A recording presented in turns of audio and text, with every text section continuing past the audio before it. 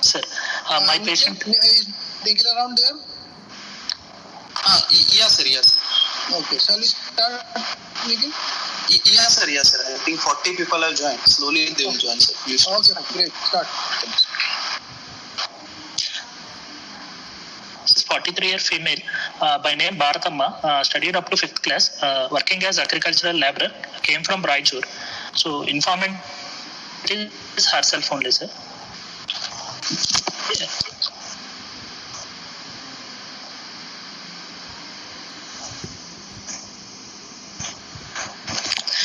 Sir, complaining of shortness of breath in 6 months, sir.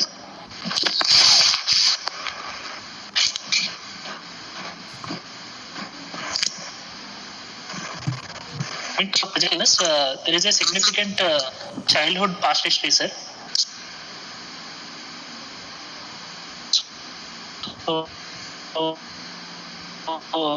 Which is relevant, I am thinking relevant to this chief complaint. So I want to start the history from not associated with sickness, which are migratory. So for which she has taken Ayurvedic treatment, but the pains had not subsided and continued to have this joint pains for about 1 year. So that it was subsided, spontaneous condition, where she was evaluated and told that she might having some heart problem and advised to evaluate at higher center. So then they came to Hyderabad, got evaluated and told that she had heart disease and advised penicillin injection and advised regular follow-up. Okay. After that, she used to take penicillin injection every 3 weeks, but not on follow-up with the doctor. At age of 18 years, she was married, and at the age of 19 years, she conceived. And during pregnancy, there is no issue of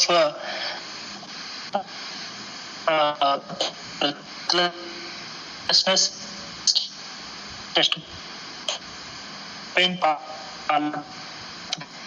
palpitations, or pedal edema, any fever, joint pain, rash, not there.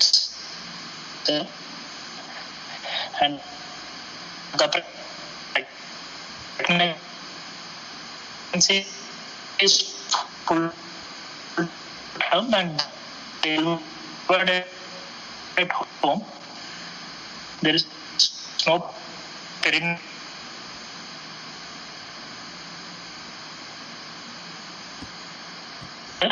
After that, she was symptomatically improved and able to do her activities.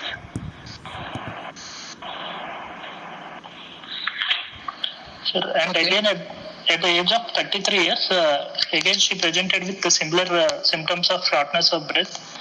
So, and again evaluated and told that again she need the repeat procedures.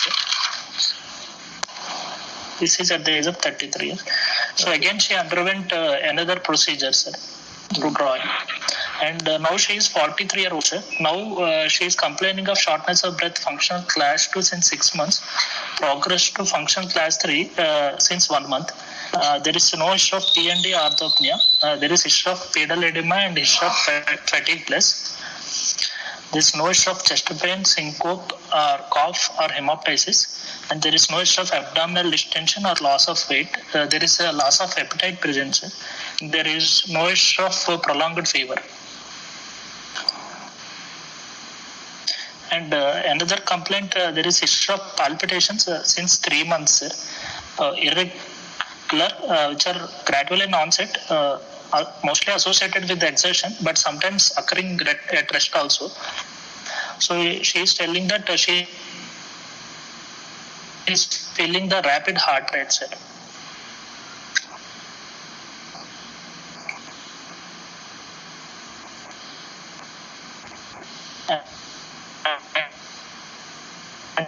And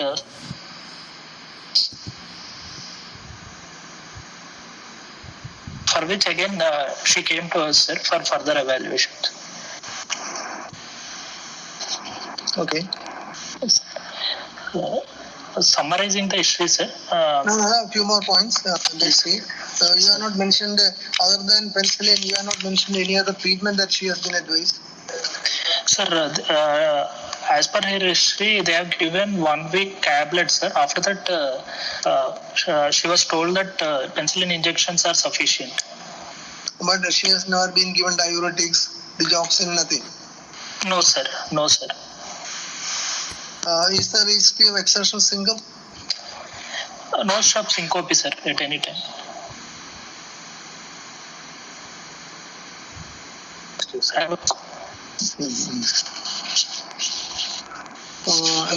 Okay. What about her? She had only one child. Yes, sir. She had only one child. In view of her heart problem, she had undergone tubectomy, sir. Or she has advised not to have children. Any other comorbidities? Sir, no issue of hypertension or diabetes, sir. Is she having regular periods? Sir, I'm mentioning, sir, she is having menstrual cycles are regular, 5/30. There is no menorrhagia, sir. Okay.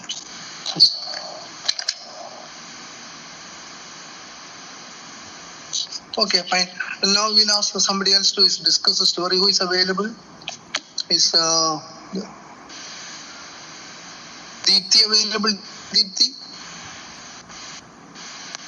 Yes, sir. Oh, okay. Can you discuss the story? Yes, sir.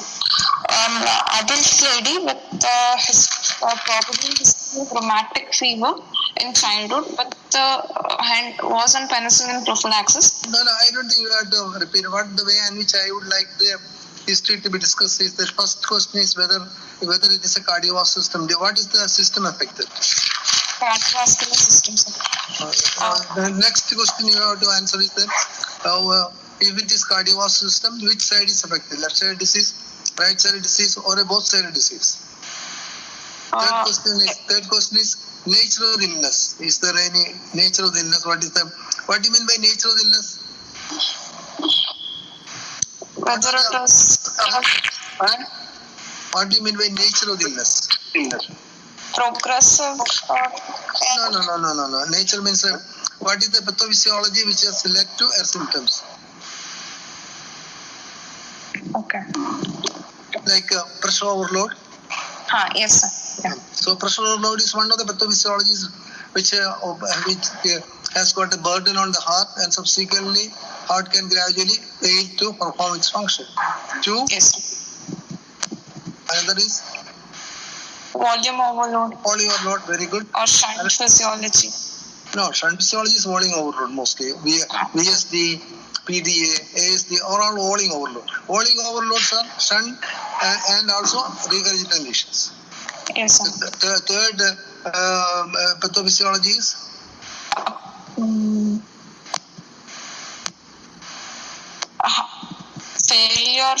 heart failure.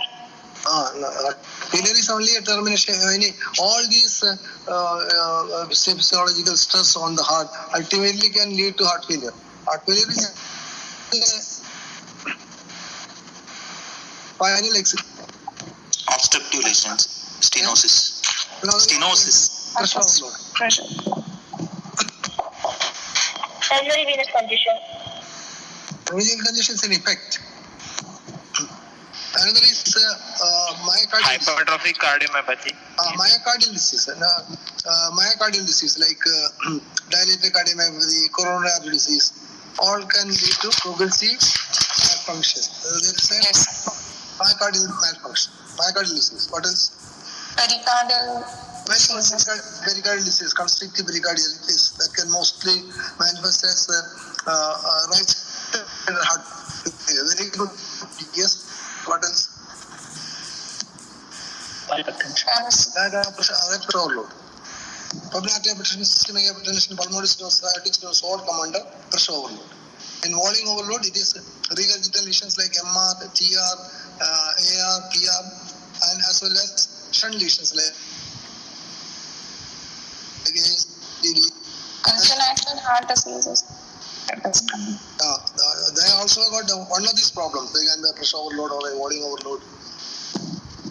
And there is arrhythmias. Yes, sir.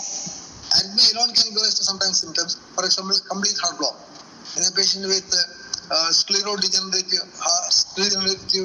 disease of the conduction system can lead to complete heart block, and they can develop heart failure. Yes, sir. And systemic disease affecting the heart. Example, Thyrotoxicosis, rheumatoid arthritis. Thyrotoxicosis, then beriberi or cor pulmonale or all those diseases come under that category. So when you start thinking about the disease process, you should always think what is the pathophysiology. So what is the symptom which is specific? I suggest you of pressure overload. Breathlessness on exertion, sir. More important is the exertional syncope. The patient is having an exertional syncope, that most likely is a pressure overload. Pressure overload. Yes. Exertional syncope, exertional breathlessness can occur both in pressure overload as well as in myocardial disease. Yes.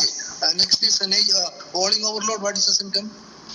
It will be mostly palpitations, non-arrhythmic palpitations, and fatigue. Yes. Palpitation is an important symptom of volume overload, where the symptom of palpitation can precede all other symptoms for maybe for a few years. Okay. Myocardial disease? Again, exertional breathlessness, orthopnea, PND, chest pain, exertional chest. Before that, they can have exertional breathlessness and fatigue. Because in myocardial disease, especially dilated cardiomyopathy or coronary artery disease, when they start developing LV dysfunction, they will gradually develop fatigue. So fatigue and exertional breathlessness always indicate that the patient may be having a myocardial disease. Yes. And pericardial disease? Chest pain which increases on inspiration. That's only if it is acute pericarditis. Constrictive pericarditis mostly present with symptoms Right heart failure. Or abdominal symptoms like abdominal distension, ascites, or loss of appetite, or facial edema, all those things. And many times, patients with constrictive pericarditis may first go to a gastroenterologist, and they refer the patient to the cardiologist. So, Yes. if the patient is complaining of mostly right-sided disease, abdominal distension, think of pericardial disease. And in this category also can come restrictive diseases like endomyocardial fibrosis. Yes, sir. Restrictive disease also come under. Okay, arrhythmia, of course, yes, I'd say systemic disease. Okay, so you should say, give us some idea what may be the nature of the illness. Then you should mention whether there are any complications. Yes, sir. How would you recognize the complication? Maybe hemoptysis or history of TIA. No. I'm just asking a simple question. From the story, how will you identify that the patient might have developed a complication? Any weakness suggestive of stroke or right heart pedal edema, going in for right heart failure because That's of not the correct answer. That's not the correct answer. Deterioration. Deterioration symptom. If the patient was stable suddenly deteriorates, that means at that stage there is a complication. Also, development of a new symptom. Patient who did not have palpitation suddenly started developing palpitation. Then you should think that patient has developed a complication. Whenever a patient is complaining of palpitation and the palpitation is stable, the complication is atrial fibrillation. So, any patient whose story suddenly changes, or the patient who has been reasonably stable suddenly deteriorates, you should think of a complication. Yes. Right? Okay. And then finally, you should think what may be the etiology. Okay. Yes. So once you have looked at all these points, like what is the system affected? If it is the cardiovascular system, the left side, right side, or both side disease, whether the patient is what is the pathophysiology of the lesion? Yes, sir. With the patient developing complications, and you can also add one more point: how severe is the problem? Severity of the disease. And and finally what may be the etiology. So let's go by one. What is the system affected? Cardiovascular system, so. Why do you think so? Because breathlessness is not associated with any seasonal variation. There is no history of prolonged cough. No, you don't have to go. No, you did not go all these things. She has been diagnosed with heart disease and she has undergone two groin procedures, probably PTMC. Two procedures, which most likely is a balloon mitral Mitral valvuloplasty. valvuloplasty. So she has undergone two procedures, and also there is a history suggestive of rheumatic fever at the age of 7 years. No, 14 years. 7 years. There is a history. So, Yes. So obviously she has got a cardiovascular. Is it a left-sided disease, right-sided disease, or both-sided disease? Left-sided disease, sir. Mostly it's a left-sided disease, but there is a suggestion that it could be right-sided also, because Right-sided. she gives history of recent fatigue and also edema, fetal edema. Fetal. So we have to suspect that the patient has developed an associated right-sided disease also. Right-sided. Because it could be by both-sided disease. Okay, right. What may be the nature of the lesion? Mostly a stenotic lesion of the left-sided No. valve. She definitely has got a stenotic lesion Stenotic lesion. because she has undergone two. Balloon mitral valvuloplasty. Yes, she has undergone two balloon mitral valvuloplasty, so there is no doubt that she has got a mitral valve stenosis. That's clear. Yes. Okay. Do you think that she may have additional lesion? Yes, sir. Now that she has developed fatigue and pedal edema, I'm thinking of pulmonary hypertension giving rise to right-sided TR, tricuspid regurgitation, giving rise to pedal edema, Very good. and a mitral regurgitation also. Yes. Whether she has got associated mitral regurgitation or associated aortic regurgitation, if it is there, it is going to be mild because there is no symptom to suggest a significant volume overload. But she has developed a fetal edema, so I would like to entertain a possibility of pulmonary hypertension and tricuspid regurgitation and some degree of right heart failure resulting in edema of the dependent parts. Okay, so that also should be kept in mind. When you auscultate, you should carefully look for Tricuspid regurgitation. Okay, yes. What else? Complication. Any complication? Yes, sir. Atrial fibrillation for the last 3 months Yeah. because her palpitations are irregular. Yeah. Now, not only that, she has developed a sudden change in her symptoms. She has developed, for the past 6 months, she has become more symptomatic. And also, she has got palpitation, irregular palpitation. And commonest cause of a stable cardiac arrhythmia is atrial fibrillation. And so, and atrial fibrillation can occur in mitral valve disease. So, atrial fibrillation, we have to suspect in this patient. How severe is the problem? It's very severe disease because it has caused right heart pulmonary arterial hypertension and then right heart failure features also, and atrial fibrillation No, you complication. can't be certain because she is not giving any history of paroxysmal nocturnal dyspnea. Okay, yes. No history of paroxysmal nocturnal dyspnea at all, and she has undergone two mitral valvuloplasties. So whenever there is no paroxysmal nocturnal dyspnea in a patient with mitral stenosis, where you think that she has undergone two valvuloplasties because of the severity of the symptom, what are the things? A restenosis or associated new lesion. Stenosis is already there because she has undergone a second procedure, so she has restenosis. A new lesion which has developed, or she would have developed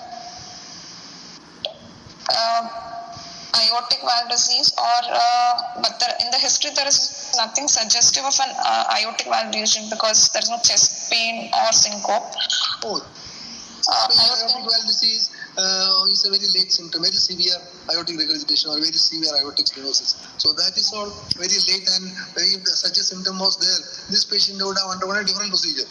She has undergone two at the age of 20, at the age of 34, 33.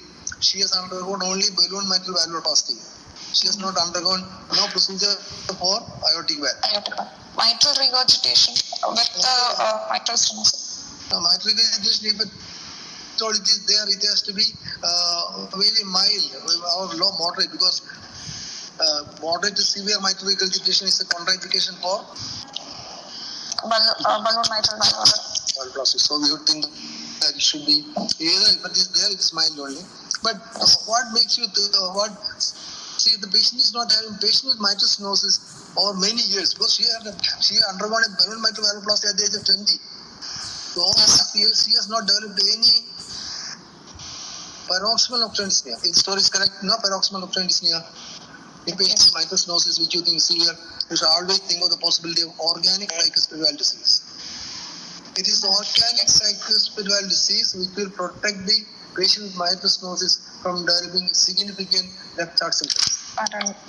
So that should be kept in your mind because you should carefully look for jugular venous pulsations, how it is elevated. You should carefully look for mid-diastolic rumble at the tricuspid area, and also you should specifically look for tricuspid regurgitation. On top of that, she has got edema of the dependent parts. That also make you suspect that there is something wrong with our right side. Yes, sir. All right. Okay. So how severe is the problem? Since she has developed a palpitation which is in the form of atrial fibrillation, it actually doesn't go with the severity of the disease, but I suspect LA is more dilated. Yes. And it has caused. First of all, you can always think that she had significant mitral valve stenosis because she has undergone 2 procedures.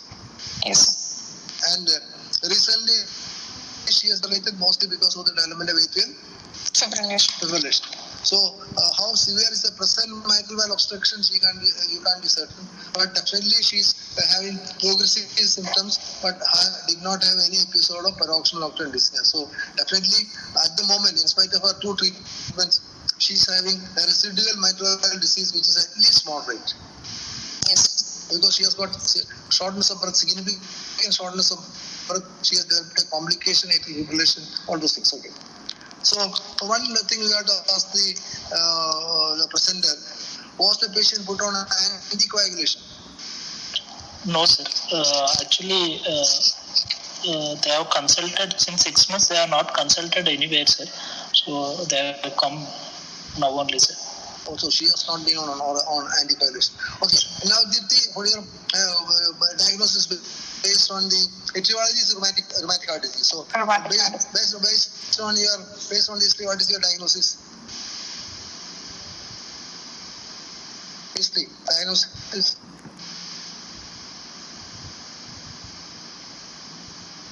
Deepti, can you give the diagnosis?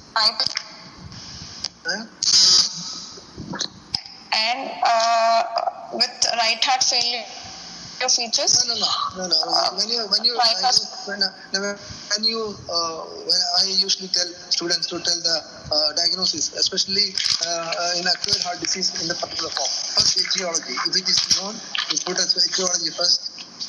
Then morbid anatomy. Rheumatic heart. No, wait. Yes. Then morbid anatomy. 3, altered physiology. Altered physiology is important only if there is a shunt lesion left to right or right to left. Complications and severity. Yes, sir. Yes. So etiology? Rheumatic heart disease. Rheumatic heart disease. Very good. Morbid anatomy? Mitral stenosis. Mitral stenosis? With pulmonary arterial hypertension. No. Mitral stenosis, you have to mention few more things. Balloon mitral valvuloplasty. Post-PT. Yes, sir. Post-PTCI. Then? Post-PTMC. No. Then restenosis.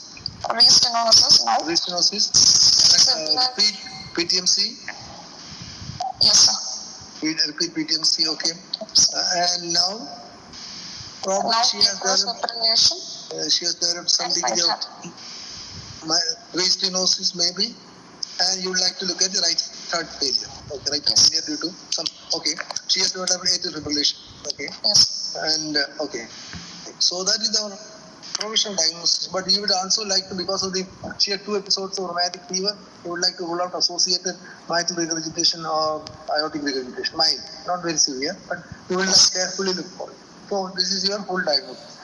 So now we'll have to hear anybody else would like to, any other possibility do you think carcinoid? Deepti, Carcinoid, it would have started with right heart failure features initially. okay. Can Then the they develop left. carcinoid affect the left heart? It can affect, so, but initially it starts. How? Sir, if there is patent ASD or patent foramen oval or in case of bronchial carcinoid. Yeah. Bronchial rare, there can be occasionally bronchial carcinoid, which can cause mitral stenosis and also aortic stenosis. Yes. But carcinoid mostly is from where? Deepti, From the intestines, intestine.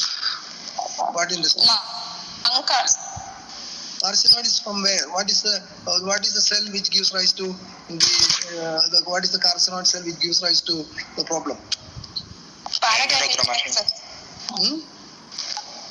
Enterochromaffin cells are paraganglionic cells.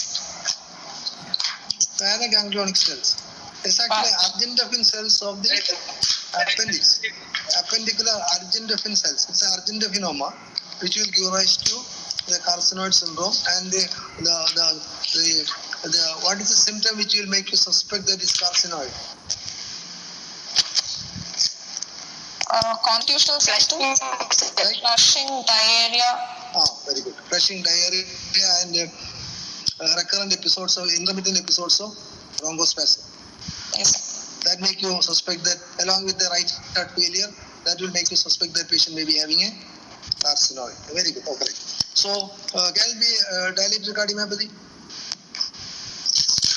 Dilated cardiomyopathy to survive this long without any treatment is unlikely, sir. And she has definite history of a PTMC which is done. So, because she has some can this be aortic stenosis, congenital aortic stenosis? There is no history suggestive of left ventricular outflow tract obstruction symptoms. What do you know? Chest pain. No, chest pain. There is All right. history of chest pain. All of them may not have chest pain.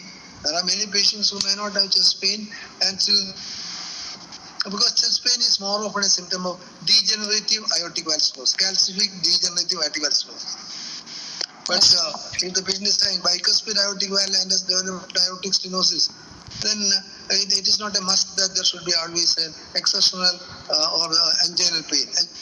Anginal pain more often occurs in degenerative calcific aortic stenosis. Yes. So this could be aortic stenosis, then she has undergone a balloon aortic valvuloplasty. Palpitation would be regular if it was associated with AR. And to develop fatigue and pedal edema, then she should have gone into LV dysfunction, then only she can develop right heart failure features. Okay.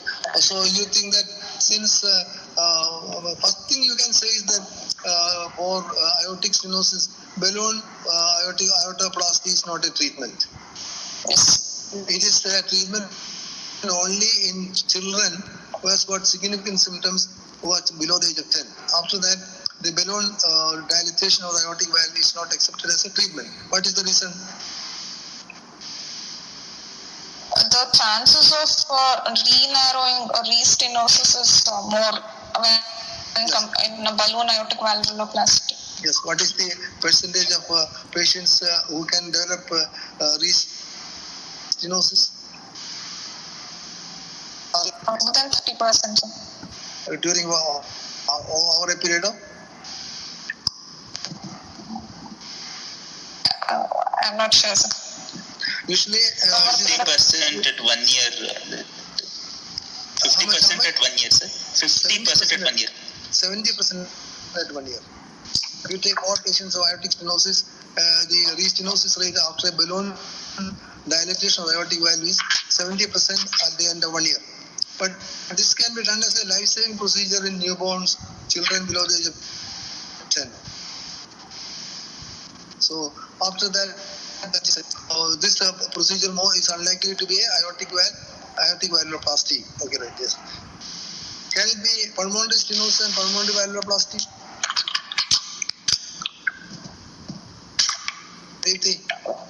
Pulmonary stenosis, the breathlessness is not the initial symptom. Okay, this is not the initial symptom. Again, the breathlessness is not a very important symptom. Yes, okay. Intolerance of fatigue. And also, very important thing that she has been advised against a subsequent pregnancy. Yes, sir. If it was a balloon, pulmonary valvuloplasty, she can conceive again, not a problem. So she was advised not to become pregnant again. Is a point for you to again suspect that the problem is only mitral stenosis, significant. All putting we think restrict only to rheumatic disease, mitral stenosis and all those. Okay. Now we will hear how to differentiate cardiovascular and respiratory, sir? There are many points by which when there is a shortness of breath, one point is the relationship with cough. Breathlessness is always associated with cough in respiratory. And cough precedes breathlessness many times. There will be bouts of coughing followed by patient becoming breathless. While in cardiovascular, the breathlessness precedes cough. So the cough preceding breathlessness is more respiratory. Cough breathlessness preceding cough is more cardiovascular. Second point, the sputum. Cough bringing out thick sputum is more like respiratory, and cough associated with frothy sputum is more like most likely cardiovascular. 3. The breathlessness occurring at night. The breathlessness occurring in the early sleeping hours is Bronchial. Respiratory. No. Early sleeping hours is the one which is occurring in the early sleeping hours within 1 to 2 hours is cardiovascular. And when does the respiratory symptom occur? Respiratory breathlessness? Early morning, sir. Means before Early morning hours. When the atmospheric temperature falls, that is the time when the patient develops breathlessness. Then if you ask the patient, if the patient says that breathlessness was associated with wheezy feeling, that's more likely to be respiratory. And finally, you can ask the patient, when you had breathlessness, what was the treatment given to you? If the patient says that I was given oxygen and I was given something to inhale, and you are sure that it is respiratory. And if the patient says that I was given oxygen and an injection in my arm, which has resulted in lot of urine, and following the passage of urine, I became much better. That will tell you that the problem is most likely cardiovascular. So if you rely on these few points, you can confidently say that most likely this is cardiovascular. This patient has got breathlessness but no cough at all. So that I would consider as a strong point against the diagnosis of respiratory breathlessness. So any breathlessness not associated with cough always has got a cardiovascular. Yes. Sir, one more doubt, sir. In cardiovascular, can we confidently tell based on history only whether it's valvular or non-valvular? No, we can't decide. Sometimes it's possible. Here it is possible because she has undergone two procedures. So yes, that is the most likely balloon valvuloplasty, so we can confidently say. Second point, if there is history of rheumatic fever and subsequently the patient has become symptomatic, you can say it is a valvular problem. Because rheumatic heart disease affects the valves. But maybe the etiology has to be discussed based on the symptom of the patient. But it can be a valvular problem. So based on the story, you may be able to, you may get a clue whether this could be a valvular problem, especially if the patient had history of acute rheumatic fever, subsequently becoming symptomatic. That will be a strong point for you to suspect that this could be a rheumatic heart disease with a valvular involvement. Okay, right. Any other point? Okay. No, that's it. Okay, now let's go into clinical findings. Sir, Coming to general examination, sir.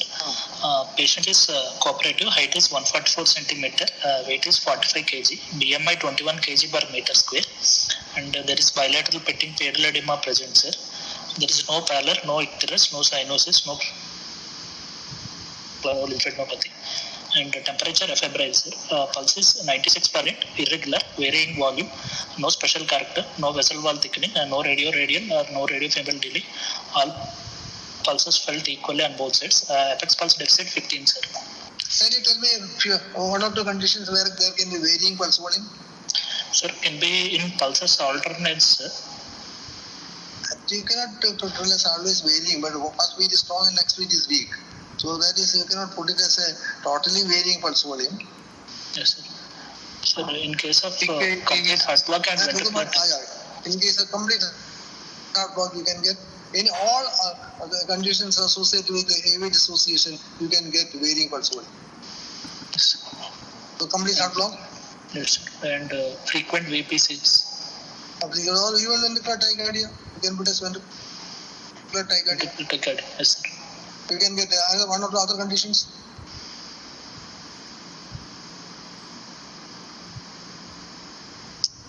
Isorhythmic AV dissociation is another condition where you can get varying pulse volume.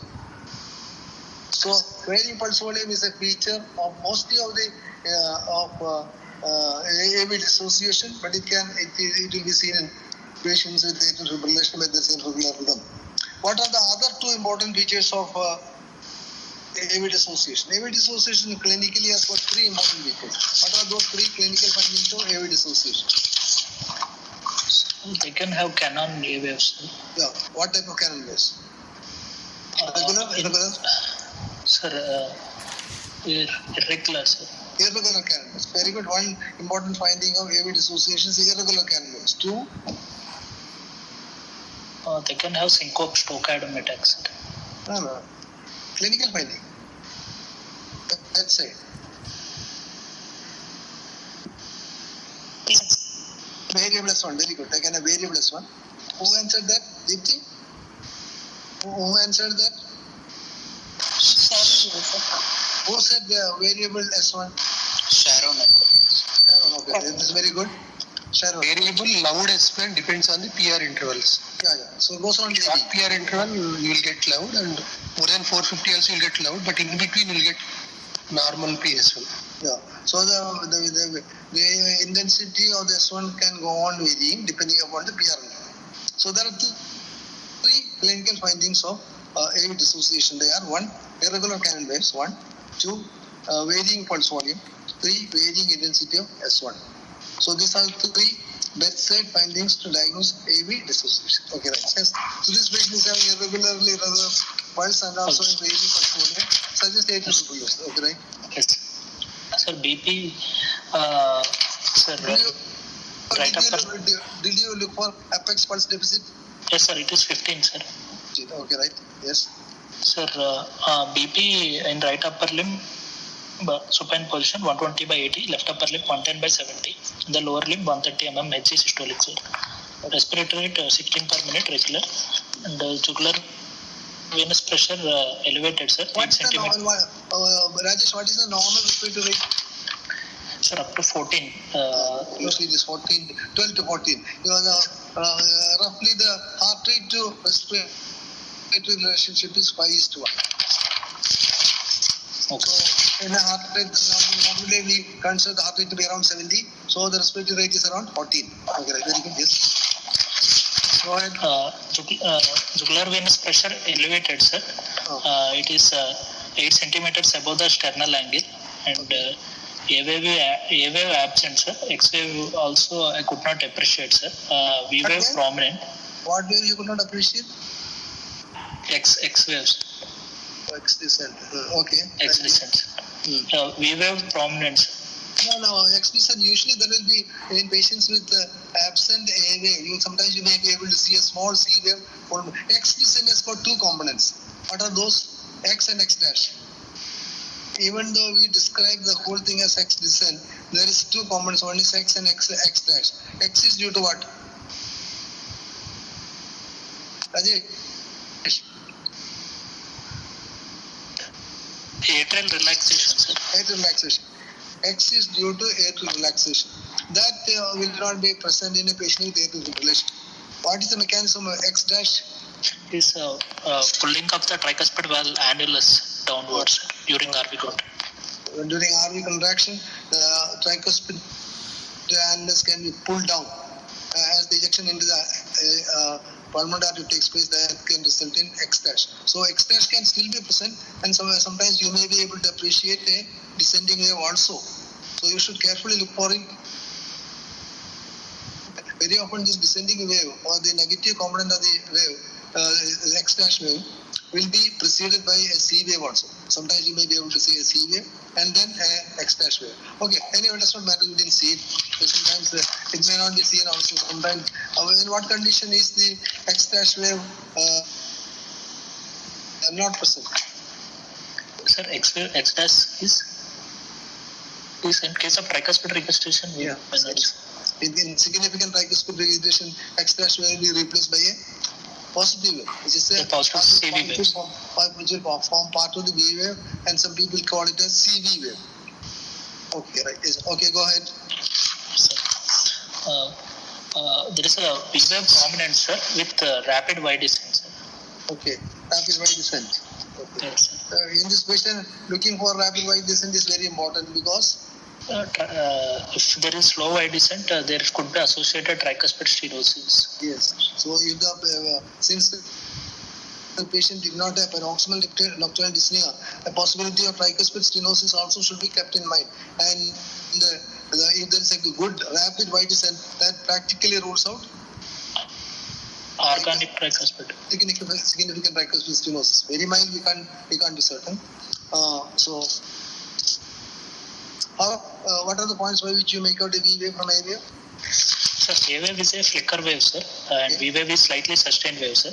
And A wave comes around. We cannot use the word slightly sustained wave. A wave is a rapid rise, rapid fall. Rapid.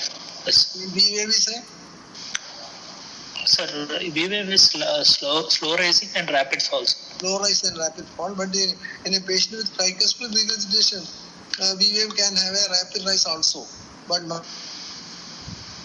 a slow rise and a rapid fall. And two, timing? Timing when it is near the S1, it is A wave, sir. When it is near You can time it with the carotid. Very easy to time it with Yes, carotid. carotid, it is A wave, sir. The one precedes the carotid is A wave, sir. After the carotid is V waves. okay. Very good. Correct. Right. Go ahead. Yes. Sir, there are no signs of infective endocarditis. Oral highs in normal, sir. There is no musculoskeletal abnormalities, no abnormal phases. Spine examination was normal. Precardial examination, inspection and palpation combined, sir. Trachea central, chest is symmetrical, bilaterally symmetrical. Apex beat is felt in the fifth intercostal space and the mid-clavicular line. Tapping in characters. Yeah. Okay. There is parasternal heave grade 2 present, sir, and there is a palpable second heart sound. No. Here you should mention any palpability. In apex beat, you should mention three things. One, location, character, associated events like palpable thrill, palpable sound, anything. Yes, sir. There is no palpable sound and thrill, sir, in apex. Okay. No sounds, no thrill, felt. Okay, right. Very good. Yes, sir. Parasternal heave grade. Did you try in the left lateral position? Because when you look for palpable sound or thrill, you should turn the patient to the left lateral position. Yes, sir. Did you try that way? I tried, sir, but I could not find the thrill, sir. Okay. Yes, Okay. Right. Yes. sir. There is parasternal heave grade 2 present, sir, and epigastric pulsations of RV type present, sir. Okay. And there is palpable second heart sound in the left second intercostal space, sir. Okay. And there are no other pulsations and no scars, sir. And no other palpable sounds. Okay. The main palpable sound is S2 in the pulmonary area and RV outer spell. How will you differentiate RV enlargement?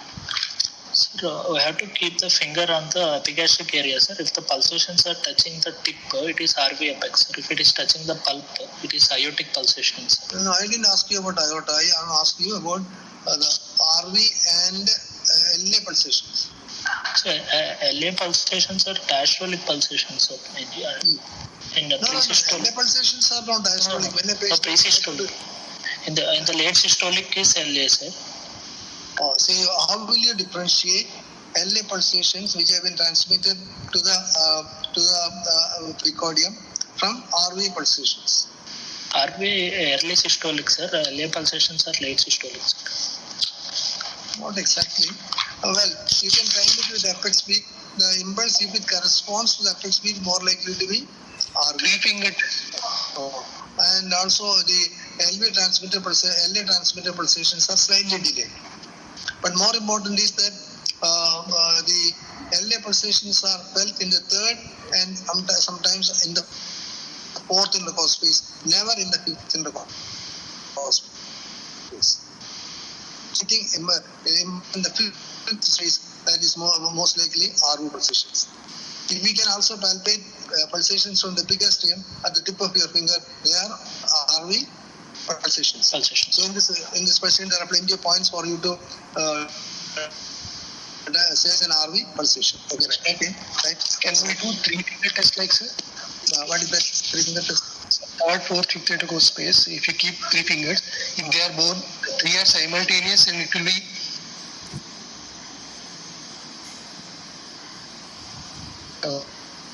first followed by the other two fingers is LA pulsations. Can it be, sir? Where will you keep these three fingers? Third, fourth, and fifth, like apex, sir. The third finger. Third and fourth and fifth anyhow, the LA pulsations will never be felt. So Synchrony between the fingers. Yeah. So if you are keeping three fingers, and if you are getting only pulsations in the first finger, but that is in the third intercostal space, and not in the fourth and fifth intercostal space, I would consider that probably you are right in thinking that it is a more of a left atrial pulsation transmitted. So, because say, what did you say when you apply three fingers in third, fourth, and fifth intercostal space? How will you diagnose LA pulsation? Yes, LA pulsations. The first index finger felt LA pulsations, followed by the apex pulsations. So the first LA pulsations followed by apex pulsations. If they are synchronous, they are most of the times RV pulsations. Can it be? No. LA pulsation.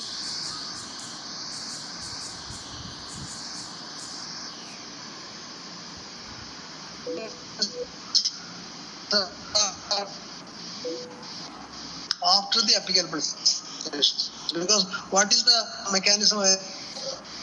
Because it is not left atrium, that is Because of LV systolic. It will be disabled, and very often it is actually the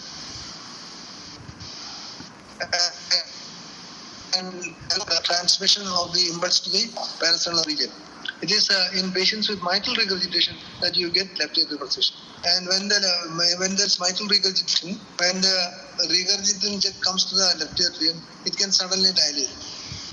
And this dilatation can be transmitted through the aorta and through the RV outflow to the parasternal region.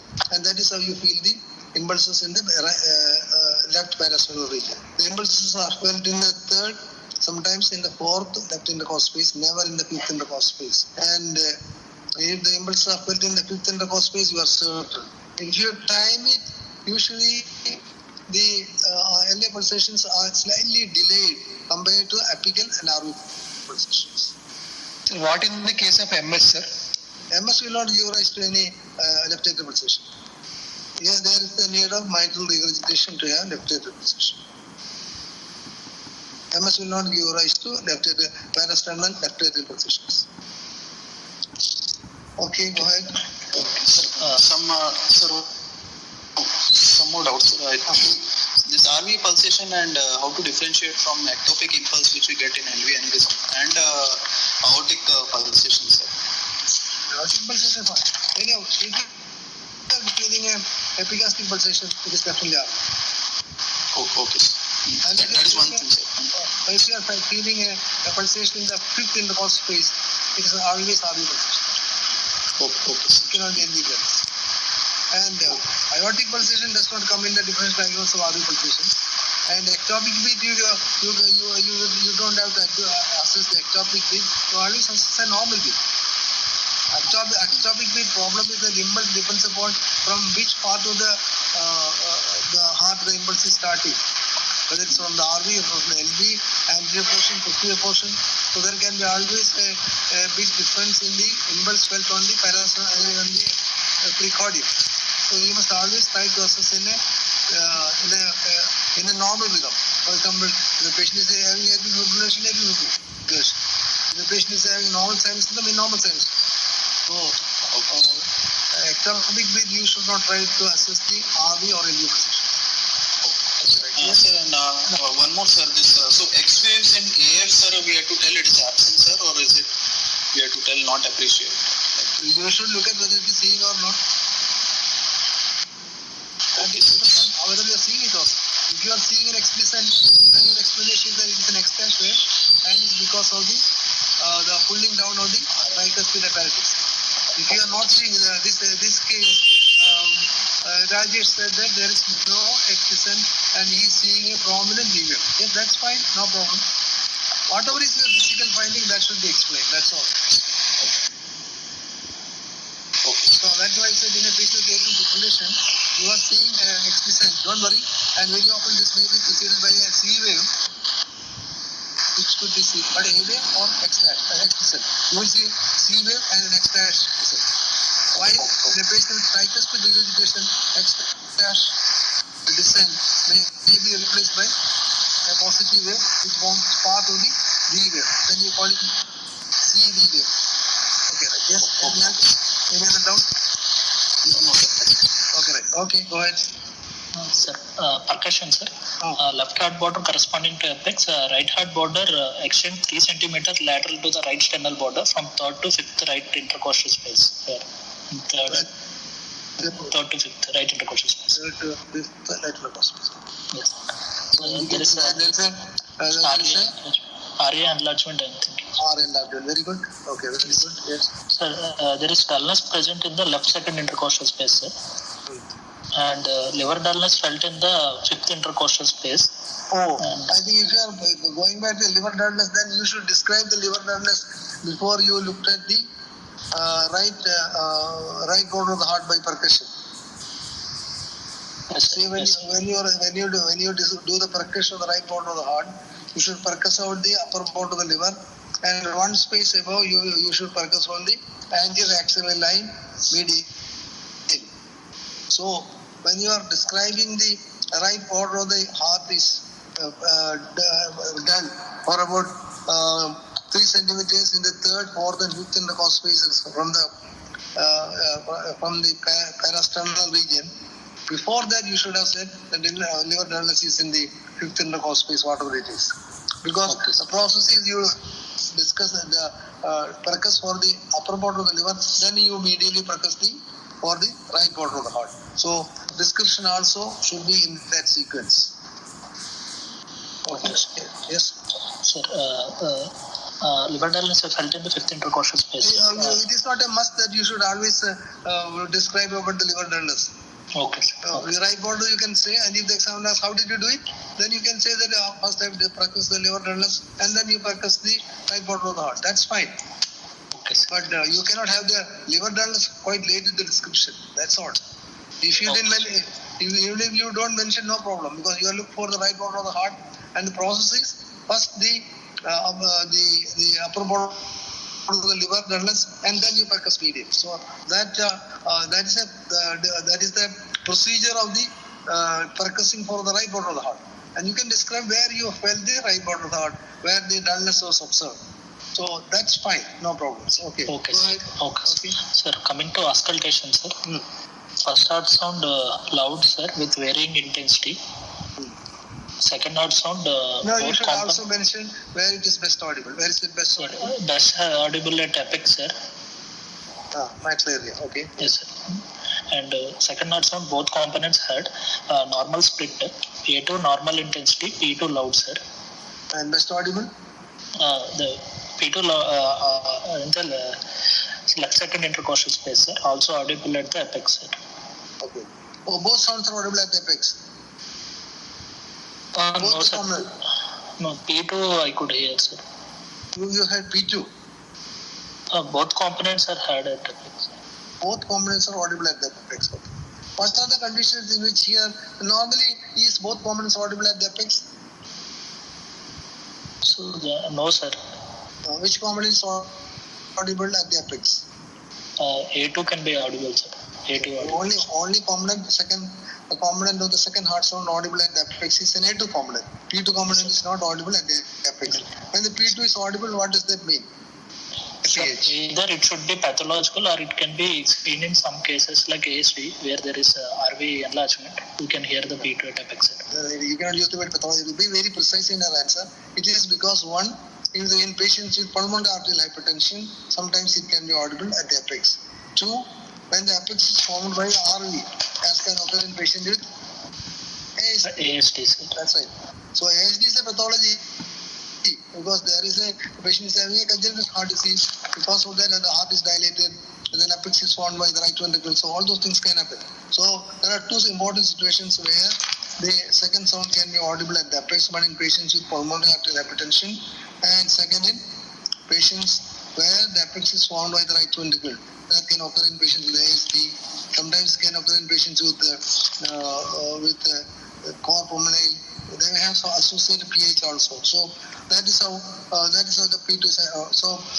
In this patient, if the P2 is audible at the apex, then obviously means that patient is having significant pulmonary arterial hypertension. Okay. Yes. I look for additional sounds. In patients with pulmonary arterial hypertension, what is the second heart sound like? Splitting or second heart sound? Sir, it can be narrow and it can be single also, sir. Yeah, usually it is close split. Also, very rarely it can be single also. But usually close split. Why it is so? So because of early closure of pulmonary valve, because of pulmonary arterial hypertension. Increased pulmonary arterial pressure. Why does the pulmonary valve causes Raised RVD. No, it's not raised RVD. Because of increased pulmonary arterial pressure. No, 1%. Compliance will Decreased pulmonary hangout interval. Yes, decreased pulmonary hangout interval. What did you say? Decreased pulmonary hangout interval. No, it is because of the short hangout interval. Shorter hangout interval. Normal hangout interval in pulmonary valve is very significant, and the shorter hangout interval in a patient with PAH will result in narrow splitting of the S2.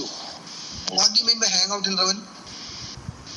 Sir, it is the time delay between the pressure crossover, sir. Oh. So from RV chambers to from any ventricular chambers to great arterial chambers, sir. So this. What is hangout interval? Time interval between the crossover of the pressure of the great arteries and the respective chambers to the closure of the valves. Yeah, that should be mentioned. There is a time gap between the pressure crossover to the closure of the valve. The pressure crossover of the ventricular pressure with the corresponding great artery pressure and the closure of the corresponding semilunar valve. That gap is the hangout interval. Hangout interval is decided by the vascular resistance. The vascular resistance. If the vascular resistance is high, the hangout interval is short, and if the vascular resistance is low, there is a significant hangout interval. So that is why normally the systemic vascular resistance is very high compared to pulmonary vascular resistance, and because of the low pulmonary vascular resistance, the hangout interval of the pulmonary valve is much longer than the hangout interval of the aortic valve. But the aortic valve can have a longer hangout interval in conditions associated with lower systemic vascular resistance, as can occur in patients with aortic regurgitation. So it is the vascular resistance which decides the hangout interval. Okay, right. So here the S2 is normally split. Okay, right. How can you explain that?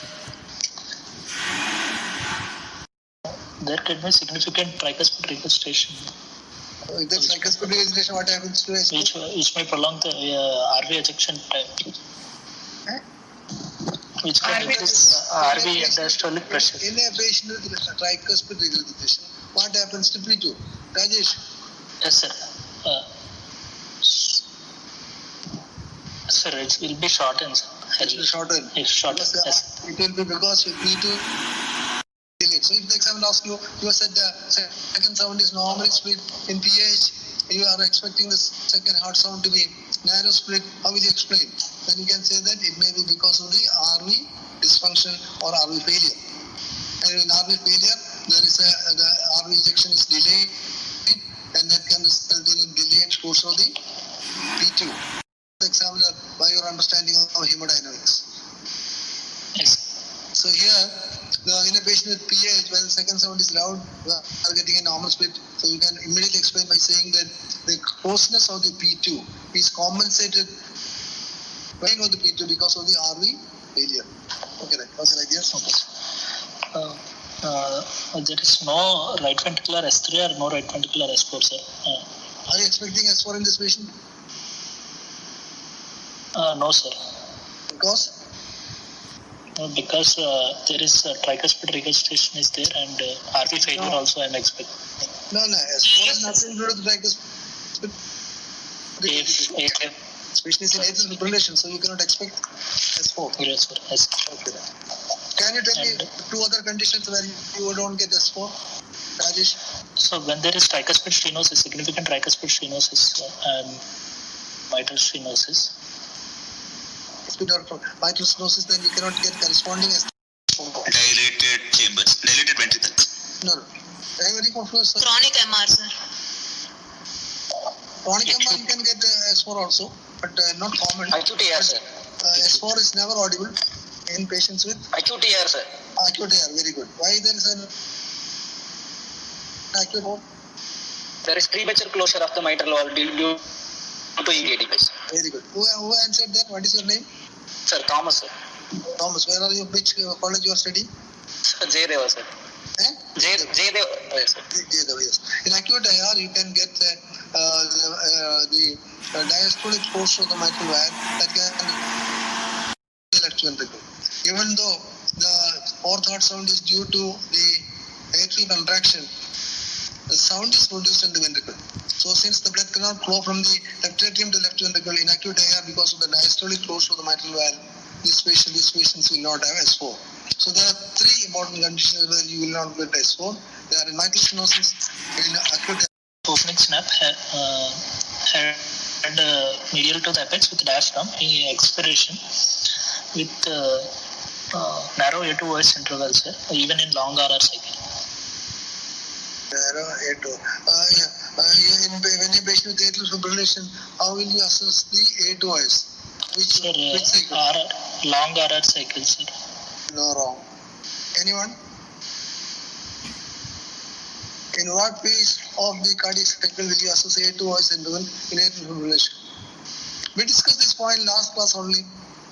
Immediately after long RR interval. Yeah, it should be immediately after the cycle following the long RR interval. What is the explanation? Who answered that? What is your name? Srinivas. Srinivas, what is the explanation? Sir, during long interval, there is a emptying of the LA to the LV. That is the less blood chance is there. If still there is a excess blood in the LA, it will produce in severe MS, it will produce the preceding next bit. There is a short interval which is suggestive of severe MS. Okay. So in a patient who has got a long cycle length, the diastole will be quite long, and there is plenty of time for the blood to flow from the left atrium to the left ventricle. When in spite of that, if the left atrial pressure is remaining high and A2OS level is narrow, then obviously the patient is having severe mitral stenosis. So in a patient with atrial fibrillation, you must always assess the A2OS interval in the cycle following the long cycle. Not in the long cycle, but cycle following the long cycle. Okay, right. Yes. Okay. Rajesh, could you understand the reasoning? Yes, sir. Yes, sir. Okay, right. Yes. Sir, at the apex, I could hear a low-pitched rough rumbling, long mid-diastolic murmur without presystolic accentuation, best side with the bell of the stethoscope in left lateral position in expiration zone. Is there a presystolic murmur? Sir, presystolic murmur is there, sir, but presystolic accentuation was not there, sir. And what is the length of the murmur? Is it which cycle do you assess the length of the murmur? So after following long hours cycle. No. The reasoning is that in spite of the long diastole, if the murmur is audible late into a diastole, that obviously means that the patient is having severe mitral stenosis. So in a patient with atrial fibrillation, the A2 is assessed in the cycle following the R1 interval, and the length of the murmur is assessed in the cycle with long RR interval. Okay, right. Go ahead. There is another murmur, sir, in the left lower sternal border, a soft flowing pansystolic murmur of in tricuspid, in mitral apex, there is no blowing pansystolic murmur. You are sure? No, sir. There is no pansystolic murmur, sir. Okay. So in the left lower sternal border, a soft flowing pansystolic murmur of grade 3/6, best side with the diaphragm in inspiration or supine position, sir. So which is increasing with the leg rising, sir. Okay, you didn't try inspiration, okay? So inspiration, best side in inspiration, sir. Okay. Was there an indication during did you carefully look for, is there any early diastolic murmur? I looked for it, sir, but there is no EDM and no pansystolic murmur, sir. Okay, right. Okay. Now coming to any other points you want to mention? Liver? No, sir. Abdominal is there, sir. Liver span is 16 centimeters. There is no shifting dullness and no a chronic rheumatic heart disease. And the second PBMB at the age of 33 years with relief of symptoms for about 10 years. And now with severe mitral restenosis and with severe pulmonary vascular hypertension and with severe PAH, pulmonary arterial hypertension, and with hypertensive tricuspid regurgitation in AF with controlled ventricular rate, and in CCF and congestive cardiac failure, in NYHA function class 3, sir. And no signs of infective endocarditis and no evidence of rheumatic activities. What do you mean by functional class 3? Sir, Define. Yes, sir. Are you functional class 3 according to New York Heart Association classification? Yes, sir. Yes, sir. What is defined class 3? Sir, patients with cardiac disease having symptoms present with minimal exertion or with less than ordinary physical activity, sir. No, that's not enough. That's not the correct definition. Can any one of you define New York Heart Association classification symptoms, class 1 to class 4? Grade 1 symptom, grade 1, grade 2, grade 3, grade 4. What is grade? Sir, we have class 1, sir. Patient with cardiac disease, no limitation of physical activity. Ordinary physical activity does not cause any undue symptoms of palpitations, fatigue, chest pain, or dyspnea. Okay, so that's first division. Class 1 is a patient who has got a heart disease, who is asymptomatic on normal routine activities. And unaccustomed exercise may or may not produce symptoms, and the symptoms considered are palpitation, breathlessness, cardiac pain, or fatigue. One of the four is enough. Class 2. Patients with cardiac disease, patient is asymptomatic at rest, slight limitation of physical activity, and mild symptoms of dyspnea, fatigue, chest pain, and palpitation. No, then now you need to put that. There is no question of mild symptom. It is defined. Class 2 is a patient who is having mild symptoms. The normal routine activity precipitates symptoms. Patient with a normal routine activity has got some symptom. So that is why class 2. Class 3. Patient with cardiac disease, patient is asymptomatic at rest. There is marked limitation of physical activity. Less than ordinary physical activity causes marked symptoms of dyspnea, chest pain, angina, and palpitations. Oh, very good. Okay, then yes. And class 4. patient with cardiac disease, patient is symptomatic at rest, any physical activity, patient is unable to carry out any physical activity without symptoms. Okay, very good. Class 4 is a patient who is having severe symptoms, who is symptomatic at rest or cannot carry out any physical activity without developing symptoms. Very good. What is your name? Sir, Venkatesh. Venkatesh, very good. I think you defined it reasonably well. Very good. Okay. So now coming to the diagnosis, why did you say the patient is having severe mitral stenosis? Sir, because there is severe PAH is there, sir. Developed pulmonary arterial hypertension. Okay, complication. And symptoms of function class 3 is there, sir. She is unable to. Yeah, but what is the most important symptom which will diagnosis? PND or orthopnea? PND. Orthopnea is not an important cardiovascular symptom. Of course, you can consider it because orthopnea can occur in many other conditions. What are other conditions where there can be orthopnea? Rajesh? Orthopnea can be seen in patients with large ascites, sir. In respiratory. Very good. Patients with illness or can have orthopnea. But PND is a specific symptom of left heart disease. So in a patient with severe mitral stenosis, you can patient to have PND. PND. So it should be more than 25 mmHg, sir. Okay, usually it is the gradient across the mitral valve is 20, indicating that the left atrial pressure is beyond 25 millimeters. That will result in paroxysmal nocturnal dyspnea. So in a patient with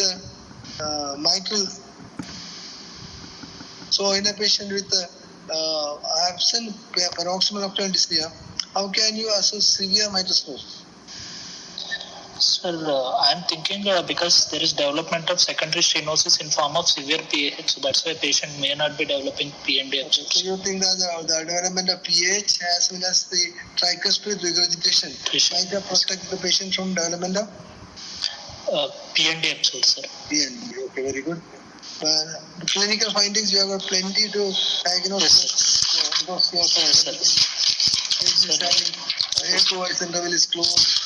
Prolonged rumble, all the RVH, all those points make you suspect that patient must be having severe mitral stenosis. But one point is there, many times when the patient has undergone two procedures, there is a balloon mitral valvuloplasty, two procedures. Sometimes the A2 interval and length of the murmur always may not be correctly indicative of the severity. There can be some limitations. Okay, sir. So, but still, I agree with you that since the patient has developed complications, the patient has got developed atrial fibrillation, patient put together, I agree with you that clinically the patient must be having severe mitral stenosis. Why did you say patient has severe PAH? Sir, because there is a palpable P2 and audible P2 at the apex, and there is significant RV parasternal heave and tricuspid regurgitation are there, sir. How can you assess the pulmonary artery pressure by echocardiogram? Sir, pulmonary arterial hypertension, sir. Oh. So we can do tricuspid regurgitation jet velocity we have to do, sir. If it is more than 3.4, so it's usually severe RVSP. No, not severe. More than 3.4 indicates that patient is having significant RV systolic pressure elevation. Then pulmonary arterial hypertension. So how will you calculate? How will you assess in the absence of tricuspid regurgitation, how will you assess pulmonary artery pressure from echocardiography? Sir, we can do pulmonary regurgitation, sir. Pulmonary regurgitation. No pulmonary regurgitation.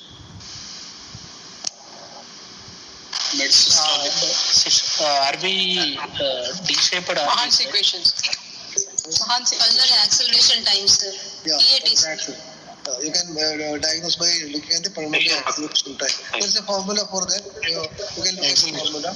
The shorter the pulmonary acceleration time, more severe the pulmonary arterial hypertension, pulmonary artery pressure. So, in the absence of PR, you can get an idea about the pulmonary artery pressure by looking at the pulmonary acceleration time. Okay, right. Okay. So now, since I think there's nothing more, most of the things you have already said. Now let's look at the investigations. Which one would you like to look at first? Will you look at the- I'll go for X-ray, sir. Why Because do you want to look at the X-ray first? sir, X-ray I can see the chamber enlargement, so that Okay. the assessment of the severity I can estimate. Sir. You can also look at the size of the pulmonary artery. You can look at the size of the right atrium. All will give you an idea about the significance of pulmonary artery hypertension, significance of mitral stenosis, and also the possibility of significance of tricuspid regurgitation. Everything can be looked at. Okay. Now let's look at that. Yes, I'm projecting, sir.